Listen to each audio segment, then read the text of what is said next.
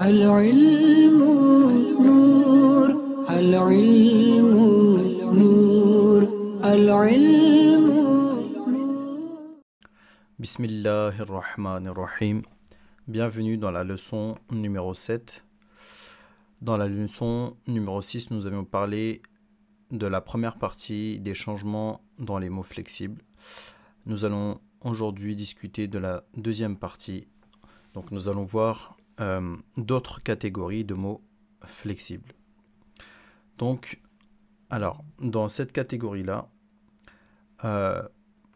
nous allons parler des mots flexibles. On va parler de ces trois catégories-là.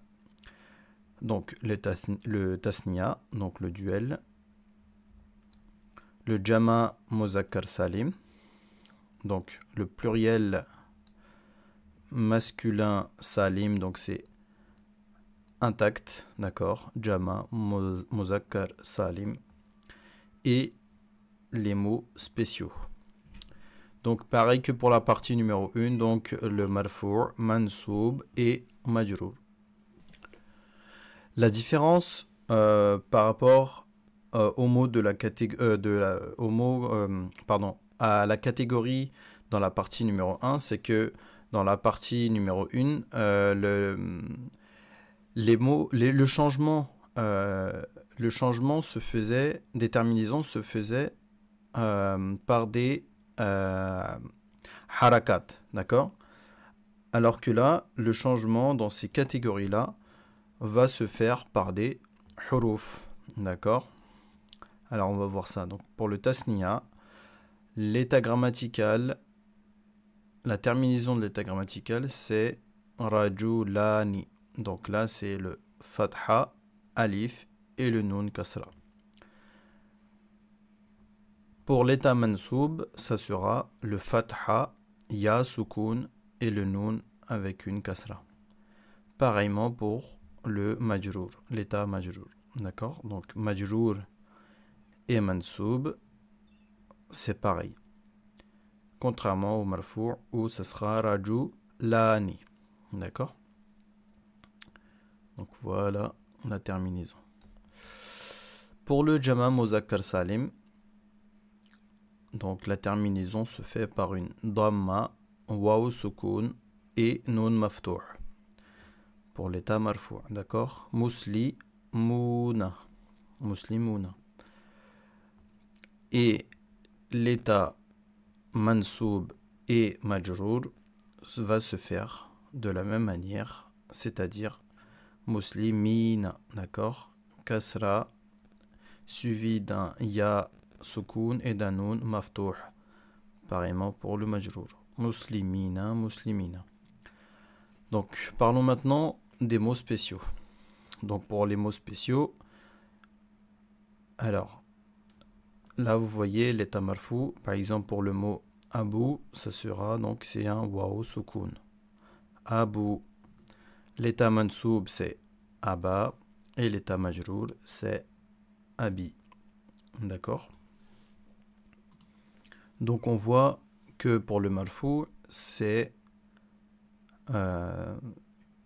une terminaison avec un waw. Là c'est l'état mansoub, c'est la terminaison, c'est avec un alif, et l'état majrour, c'est avec un ya. D'accord? Voilà pour les mots spéciaux. Donc, comme je viens de le dire, donc la terminaison dans ces trois catégories change par une lettre. D'accord? Pas un harf qui change.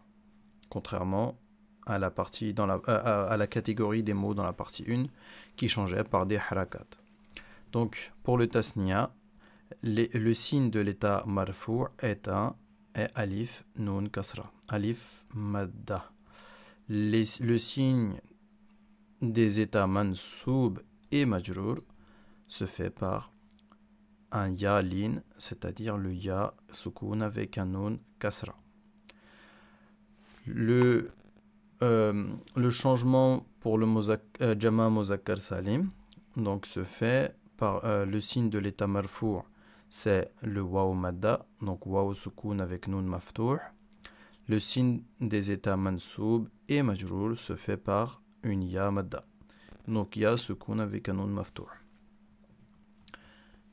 Dans la catégorie numéro 6, on avait parlé des mots spéciaux. Le signe de l'état marfou' est avec une waw madda. Le signe de l'état mansoub est avec un alif madda. Et le signe de l'état majrour est avec un ya madda. Waw, alif et ya. D'accord? Alors, on voit du coup la remarque qu'il y a 4 mots principaux dans cette catégorie, dans les mots spéciaux, d'accord? Par rapport aux mots spéciaux, les 4 mots principaux, alors il y en a plus que ça, hein, mais ceux qui reviennent souvent, c'est Abu, donc père de, Akhou, frère de, Dhu, possesseur de, Fou, bouche de, d'accord? Par exemple, là c'est, alors Abu, on vient de le voir, par exemple, Akhou, ça c'est l'état marfou', l'état mansoub, ça sera Akha, et l'état majrour, ça sera Akhi. Pareil pour Dhu, Dhu, Dha, Dhi. Pareil pour Fou, ce sera Fou, Fa et Fi. D'accord? Ils doivent obligatoirement être en état d'annexion, c'est-à-dire mudaf, pour faire partie de cette catégorie.